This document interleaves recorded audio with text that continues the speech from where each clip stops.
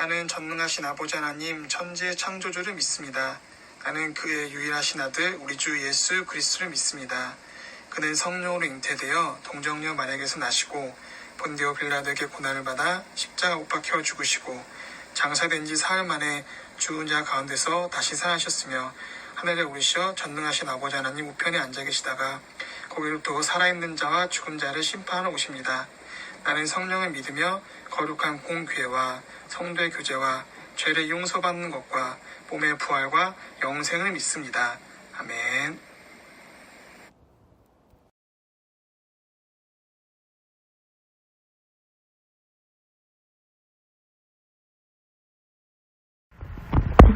다 같이 기도하시겠습니다. 사랑하신 하나님 아버지, 이렇게 우리를 주님의 날에 예배로 불러주시니 진심으로 감사드립니다. 우리가 지금 코로나로 인해 함께 모여 예배드리지는 못하지만 우리의 마음과 생각과 뜻과 힘을 다해 각자의 자리에서 하나님께 예배하기 원합니다. 지금 영상으로 함께 예배드리는 선생님들과 우리 모두에게 동일한 하나님의 은혜를 부어주세요. 아버지 하나님, 2월 15일부터 2월 27일까지 여리고 대행진을 진행합니다. 하나님, 새벽에 기도하는 성도님들을 기억하여 주시고 예비하신 하나님의 은혜를 넘치도록 부어주세요. 저희 중고등부 또한 여리고에 참여해서 중고등부 친구들이 하나님을 더 깊이 알아가길 원합니다. 하나님의 사랑을 경험하고 깨달아가는 우리가 되게 도와주세요. 하나님, 이 시간 말씀을 들으려고 합니다. 우리에게 말씀을 잘 듣는 마음과 귀를 주셔서 말씀을 듣고 행하는 우리가 되게 인도해 주세요. 한 주간도 하나님의 말씀을 깊이 새겨들을 수 있는 모든 중고등부가 되길 원하며 우리를 사랑하시는 예수님의 이름으로 기도드립니다. 아멘.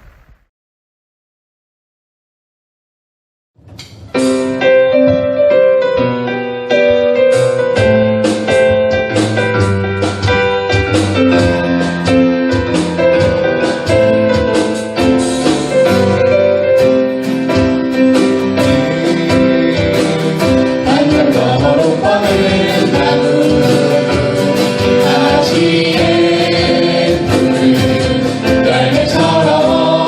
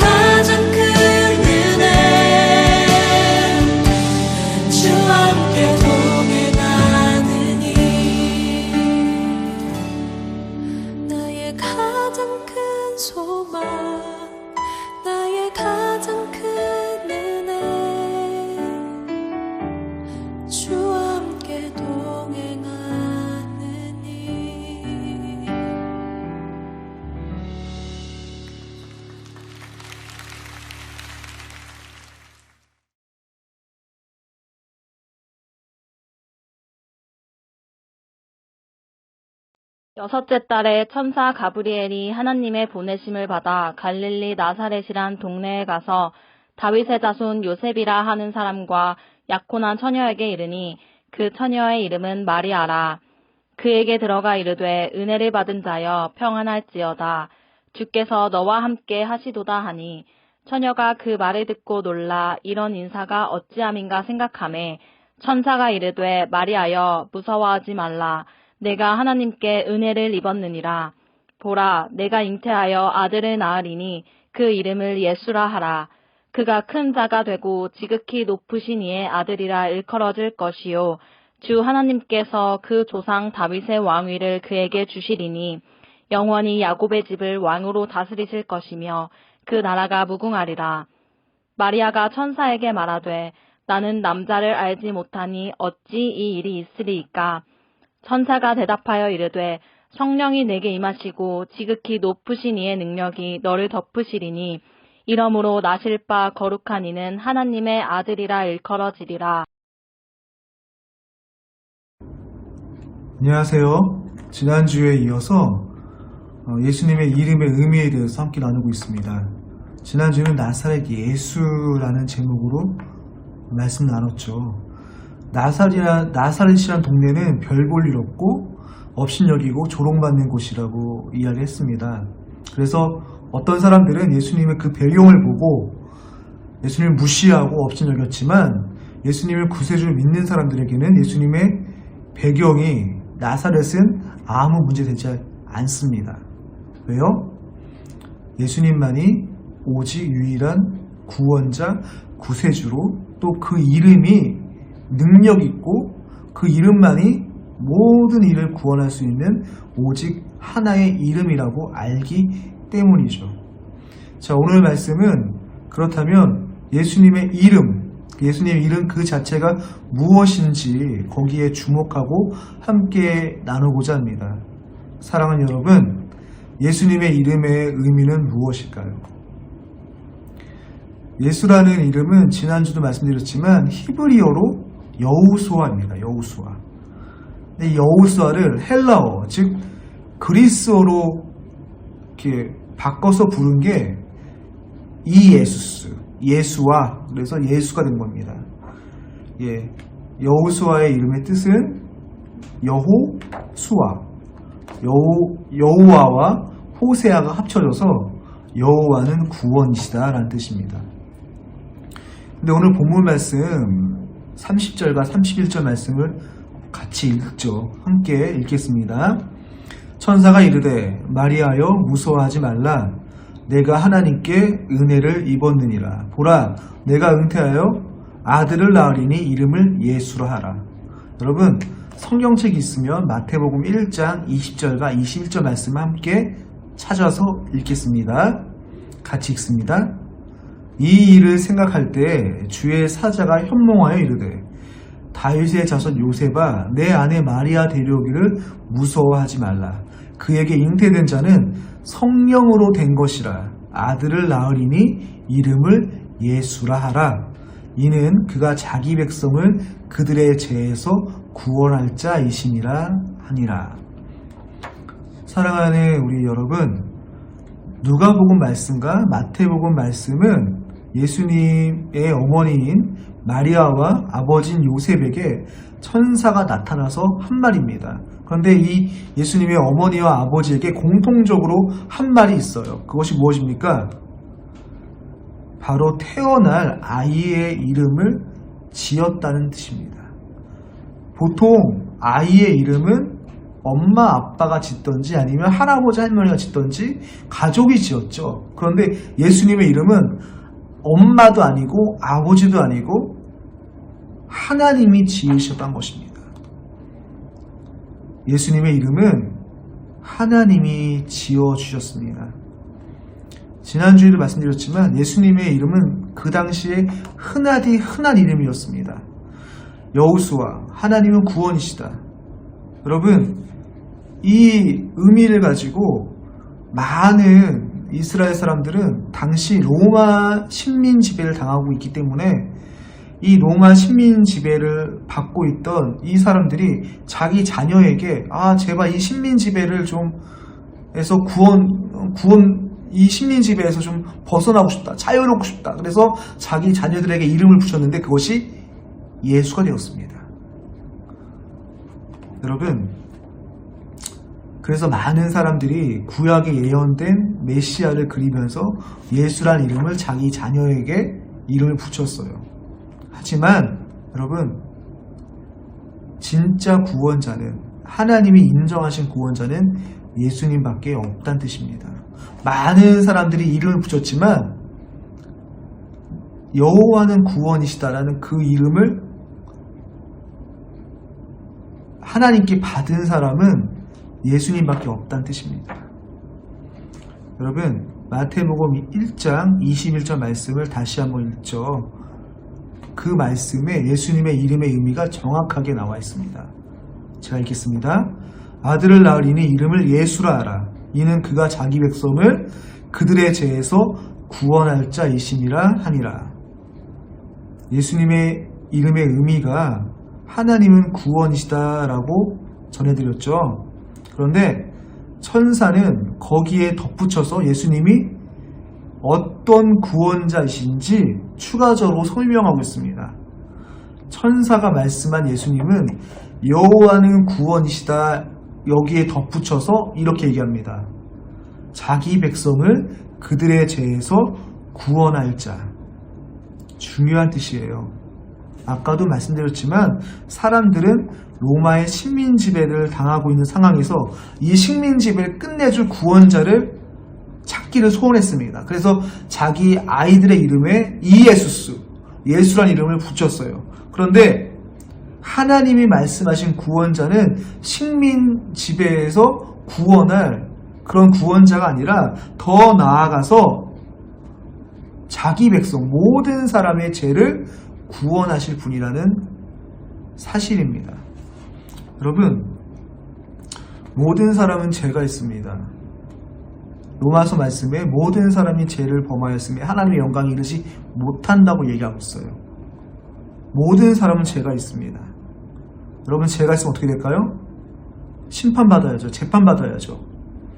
죄의 결과에 대해서 심판받아야 됩니다.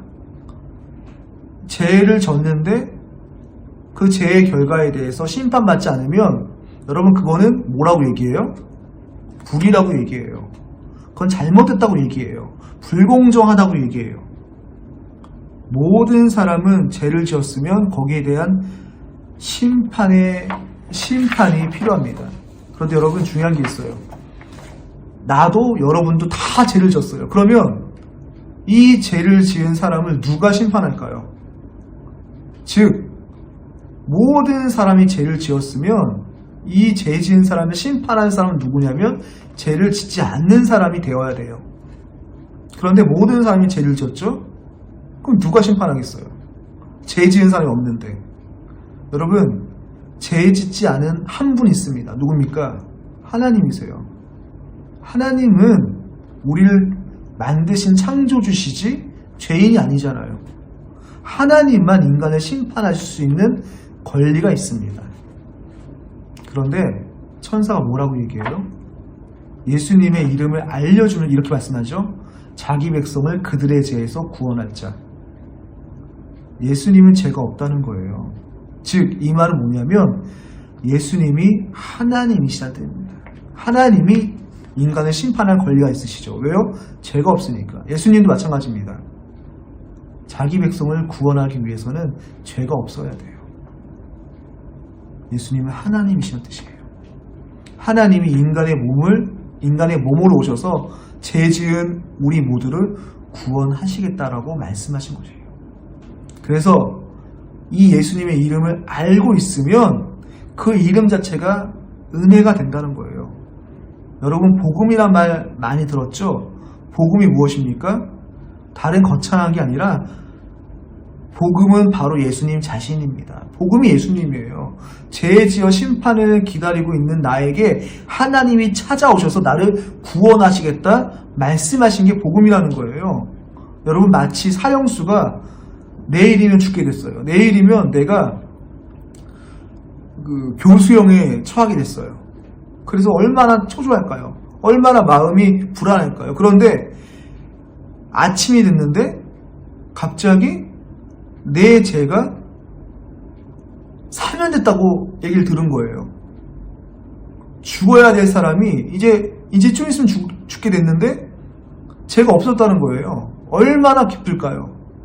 얼마나 이 소리가, 이 선언이 이 사형 속에 있어서 얼마나 행복한 소리가 됐을까요? 여러분, 이게 복음이라는 거예요.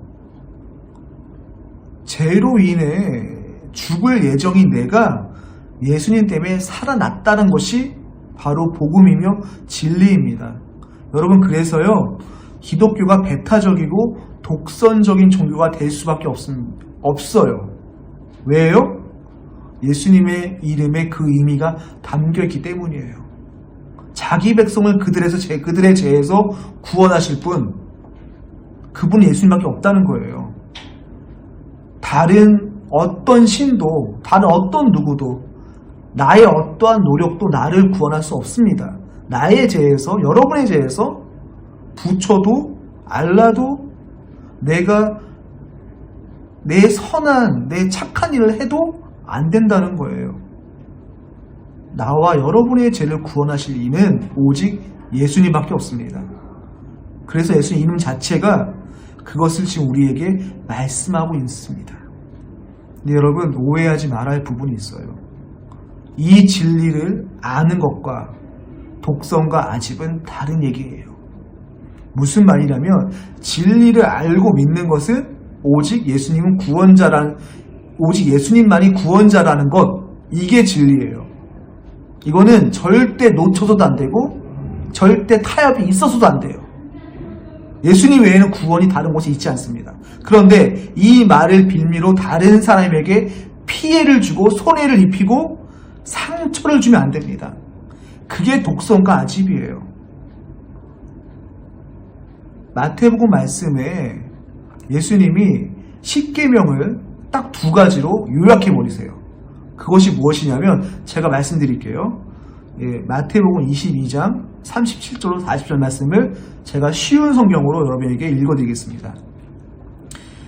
예수님께서 그에게 대답하셨습니다. 내 모든 마음과 모든 목숨과 모든 정성을 다해 내 하나님을 사랑하여라.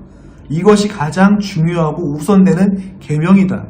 두 번째 계명은 내 이웃을 내 자신처럼 사랑하여라인데 이것도 첫째 계명과 똑같이 중요하다.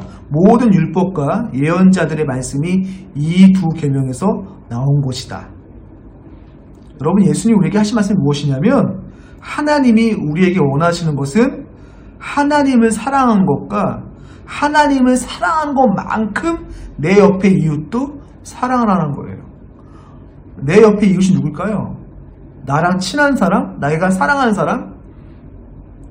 여러분, 예수님이 뭐라 말씀하시냐면 이웃의 범위는요, 하나님을 사랑하지 않는, 하나님을 모르는 세상 사람들도 내가 좋아하는 사람은, 나를 좋아하는 사람을 좋아하는 것은 누구나 한다고 했어요. 예수님이 말씀하신 이웃은 내가 만나는 모든 사람이에요. 내가 만나는 모든 사람 중에 내가 좋아하는 사람도 있죠. 근데 그 사람 중에 내가 정말 싫어하고 미워하고 보기만 해도 진짜 역겨운 사람이 있죠. 그 사람도 내 이웃이라는 거예요. 그 사람도 사랑하는 것이 하나님을 사랑하는 것이랑 똑같다는 거예요. 여러분, 쉽게 말해서 여러분, 예수님은 나의 죄를 구원하실 구세주, 오직 한 분임을 믿는 것이 진리예요. 그런데 이 진리를 믿고 이렇게 살아가기 위해서는 남에게 피해를 주는 게 아니라 그 사람도 내가 예수님을 진리를 믿는 만큼 사랑하고 아껴야 된다는 거예요. 하나님을 사랑한 것만큼 내 이웃을 사랑하라. 내가 믿는 진리라고 해서 다른 사람에게 피해를 주면 안 됩니다. 내가 믿는 진리라고 해서 다른 사람에게 상처 주면 안 돼요. 이 진리는 반드시 믿고 우리가 고수해야 돼요. 예수님만이 참 진리시고 예수님만이 나를 구원하신 구원자이시다. 이걸 믿는 사람, 이건 꼭 믿어야 돼요. 하지만 이것을 믿고 따르는 것은 다른 얘기예요. 이대로 믿고 주님을 따르고 이 진리를 고수하고 주님이 말씀하신 것처럼 이 진리 안에서 다른 이웃을 사랑하고 그들과 함께 예수님의 사랑을, 이 진리를 나누는 것이 우리가 할 일입니다. 사랑하는 여러분, 예수님의 이름이 여러분에게 복음되기 원합니다. 다른 어떤 것도 나를 구원할 수 없어요. 나의 죄, 여러분의 죄, 이 죄를 구원하실 이는 오직 예수님입니다. 그래서 예수님 이름만 들어도 기쁘고 행복하고 즐거워야 됩니다. 사랑하는 여러분, 예수님 때문에 즐겁고 행복한 여러분이 되기를, 또 제가 되기를 간절히 바랍니다. 기도하겠습니다. 하나님 감사합니다. 하나님, 예수님의 이름이 우리에게 복음되기 원합니다. 예수님의 이름만 듣고 즐겁고, 이름만 들어도 즐겁고 행복한 우리 되기 원합니다. 예수님은 나의 죄를 구원하실 오직 한 분, 바로 예수님입니다. 나 때문에 이 땅에 오셔서 내 죄를 사해 주신 예수님을 정말 사랑합니다. 예수님의 이름으로 기도드립니다. 아멘. 이제는 축도로 예배를 마치겠습니다. 우리를 사랑하시고 우리의 죄를 구원하시기 위해 이 땅에 오신 예수님을 사랑합니다. 오늘 함께 예배드리는 우리 모든 친구들에게 예수님의 오심을, 예수님의 이름의 의미를 알고 감사하는 우리 모두 되게 도와주시옵소서. 이제는 우리에게 찾아오셔서 우리의 모든 죄를 사해 주신 예수님의 놀라신 은혜 주심과 하나님의 끝없는 사랑과 성령님의 늘 함께 하심이 오늘 함께 예배드리고 또한 열심히 하루하루를 살아가는 우리 모두에게 이제부터 영원까지 함께하기를 축원하노라. 아멘.